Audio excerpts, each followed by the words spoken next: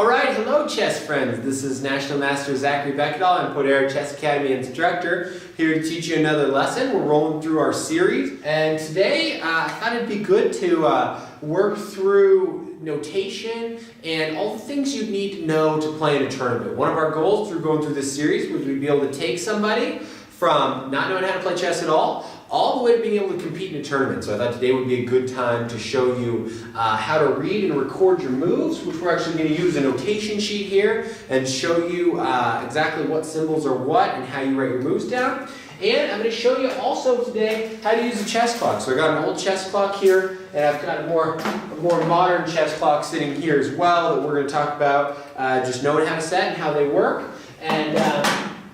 And we're going to get to it. Last week we went over an actual game from two famous players, Edward Lasker and Sir George Thomas, and we talked about the moves and why they made them, and it went into a really cool attack. Hopefully you enjoyed that. But today we're going to get into, more how do we play in tournaments. I'm also going to go into some tournament rules so that you feel comfortable if you went to a chess tournament, or say you're a parent watching your kid, you know some of the rules that are taking place so you can help your kid out. So first of all, let's start with chess notation. These boards that we have are lettered A through H, 1 through 8. So we know all the squares, we talked about those before. If we put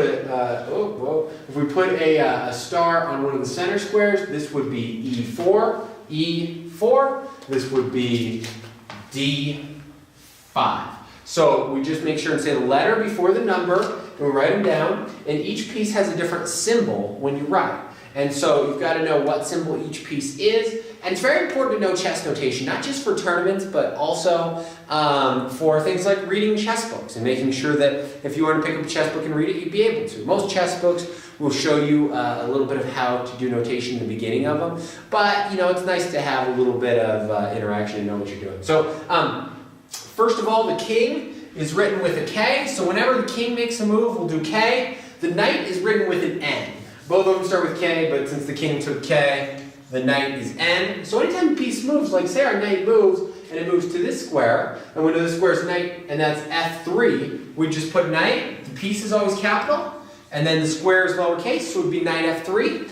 And we're going to write on, like I said, these things, and I'll give you a close look here. This thing right here is a score sheet.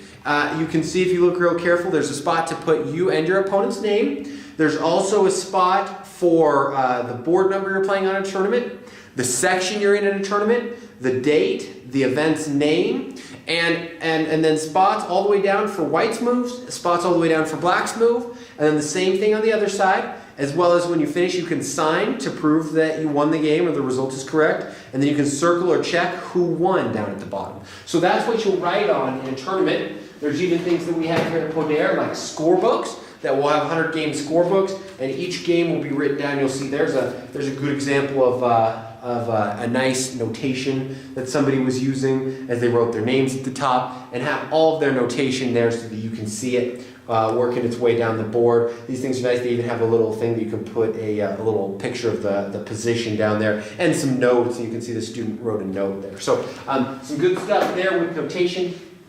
If you look, you can check out any chess book. This is a very famous chess book. Bobby Fischer, My 60 Memorable Games. Very famous book of Bobby Fischer where he picked his favorite 60 games.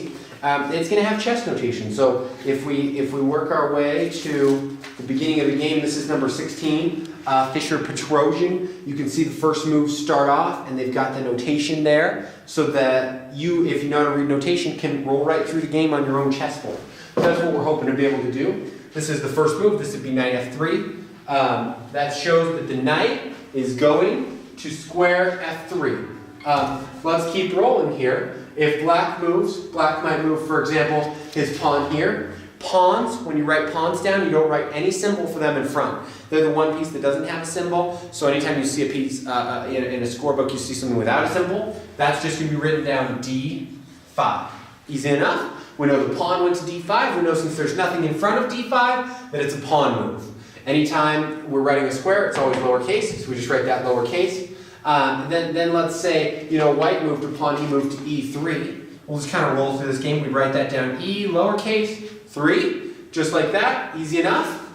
Then let's say black moved the queen.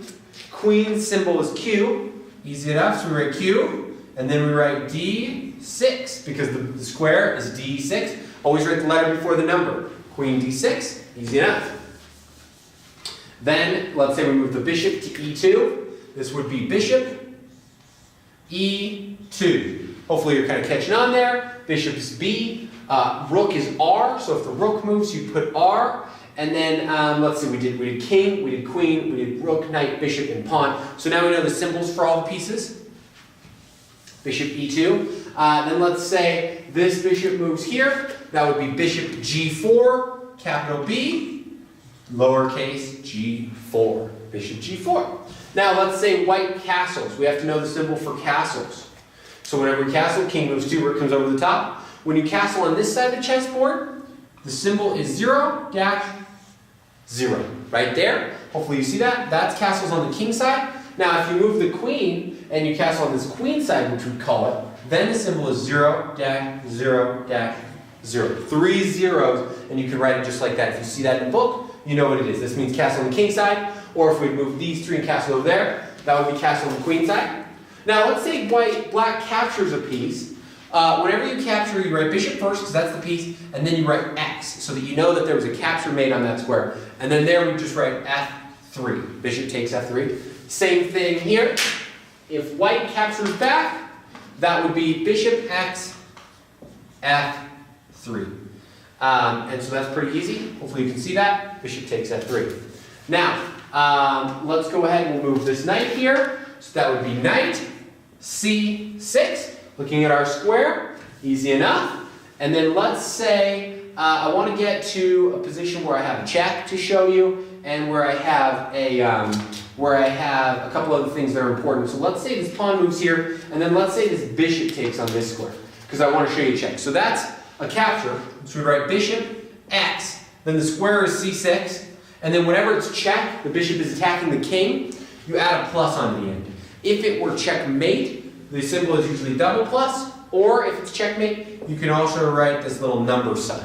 And then everybody knows bishop takes C6, and that will be either check or checkmate. So that's easy enough to remember.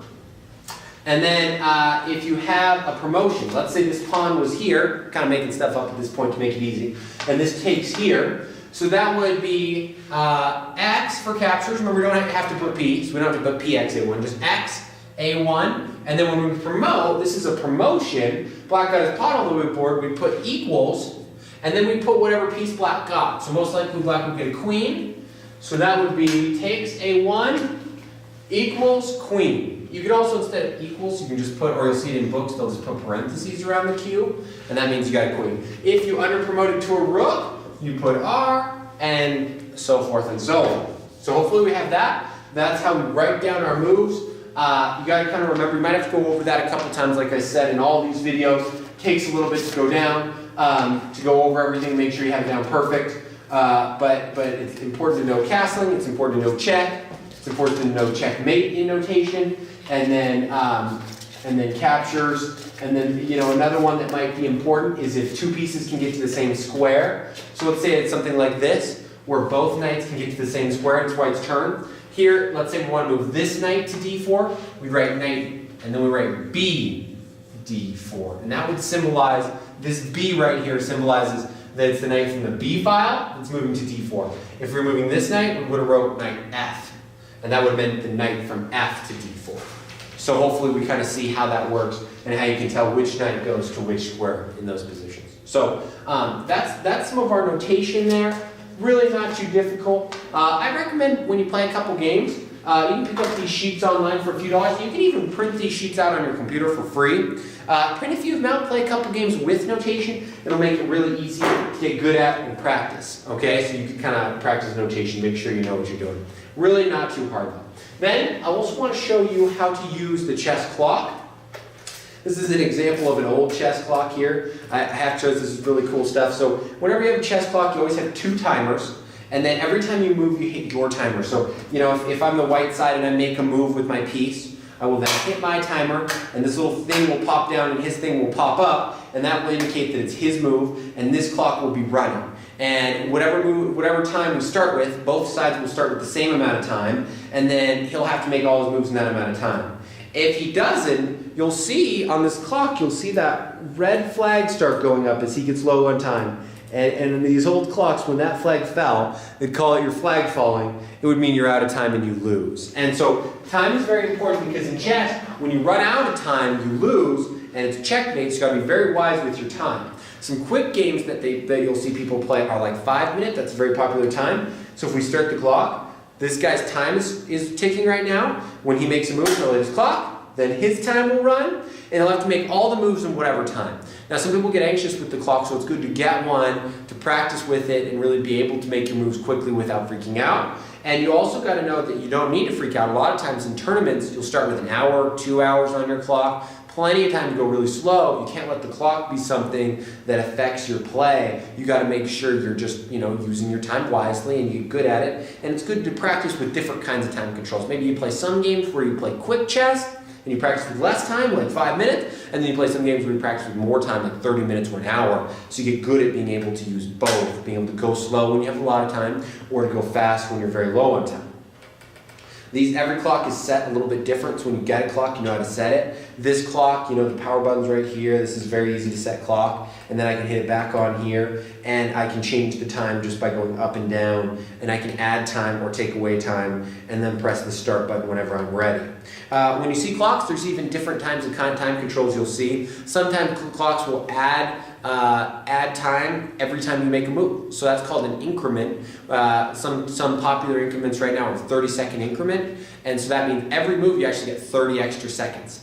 Other clocks will be able to set for delay, which means before your actual clock starts, you'll have 5-second countdown before your time comes off. And those are popular things to help people make sure they don't run out of time. And also a thing that they try to do with the chess clocks is save time for the end game. They don't want people to be wasting all their time in the opening game and middle game and then have really poor end games. So that's different time controls are popular in chess, and there's a few different things you'll see. So you don't really need to know that necessarily, but if you just practice with the clock a little bit, you'll be able to get good at some of those skills, which will be important.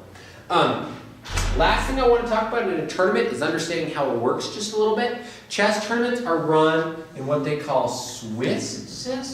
And so Swiss system tournaments are different than like a round robin or an elimination tournament. When you're running a Swiss tournament, the way it works is every round, every player plays. So even if it's a 5-round Swiss, if you lose the first 4 rounds, you'll be playing in the 5th round. And you're going to be playing somebody that's got about the same amount of points as you. So when you win a game in a tournament, you get 1 point. If you draw, you get a half a point. If you lose, you get 0 points. So in a tournament, let's just do letters. Let's say there's 6 players, A, B, C, D, E, F. And let's say, A's the highest rated, he's the best player, and F's the lowest rated.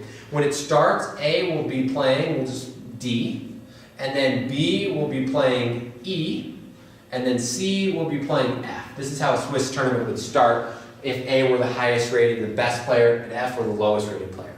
And then whoever wins, let's just say to make it easy, A, B, and C win. The winners are going to play each other, and let's say these guys get losses, then what happens in a Swiss is the losses will play each other.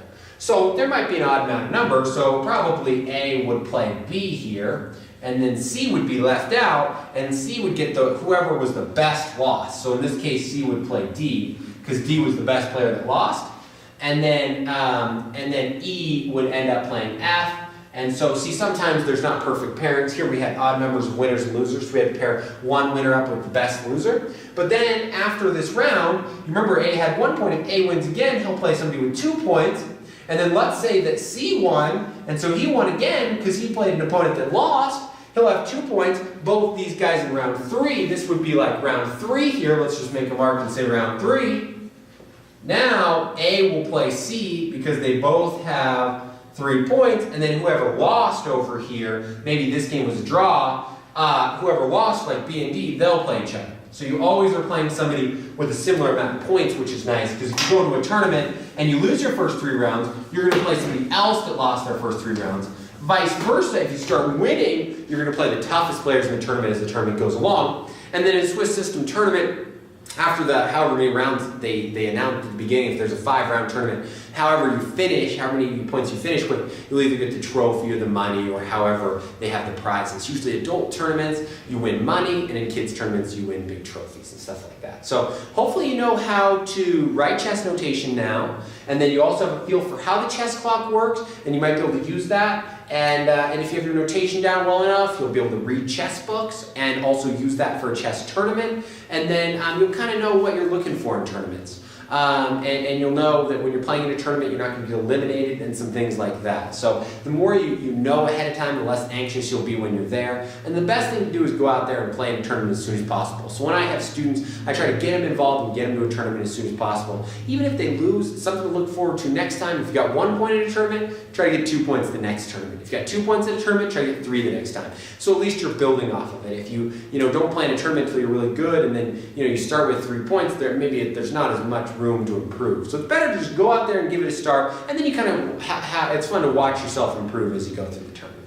So another few rules for tournaments before we call it good are touch move and touch take. So when you're playing in a tournament, and really you should practice this when you're practicing at home or wherever you're practicing, if you touch a chess piece, if you touch the piece, and let's say it's your first move, we're just playing a game here, and we sit down with our opponent and we touch our piece, we are legally required to move that piece. So even if we touch some other ones, our opponent can force us to make that move, which in this case isn't going to affect us, but later on in the game, you might have a position where, you really don't want to move the piece you touched.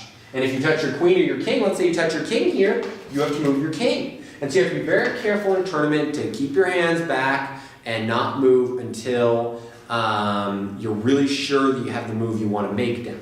The second thing with touch moves is if you touch your opponent's piece, like let's say you're thinking about taking this pawn and you touch it, you're now, if you're able to, required to take that pawn. And now here in this case, that won't be a good move because this knight's going to take you back. So really remember touch move, touch take. Those are something we got to make sure we keep our hands to ourselves, and when we touch a piece, we're sure we're going to move it. And so that's the biggest rule in tournament really that you're going to see is touch move and touch take. Any other things that you need, if there's some rule that comes up you're not sure of, you can always raise your hand and get the tournament director over. And a tournament director, any of them that play in these tournaments will be USCF qualified, which is the United States Chess Federation, and they'll be able to help you out with anything you need. And like I'm a USCF tournament director, I have to read through the books and really keep up with all the additions and tell you if there's any rules that you're not aware of and help the situation out. So the biggest thing to know is if anything comes up, you can always ask the tournament director, and just, there's no penalty for raising your hand and making sure he comes over if you need anything. And so there really isn't anything different about playing tournament chess except that maybe that touch move, touch take rule. Everything else is the same. And as long as you can, use a clock and write down notation, you're going to be all set for the tournament. So hopefully you're ready for a tournament. We're going to get to our last couple lessons in our 12-part series coming up. Thanks for listening and have a good day.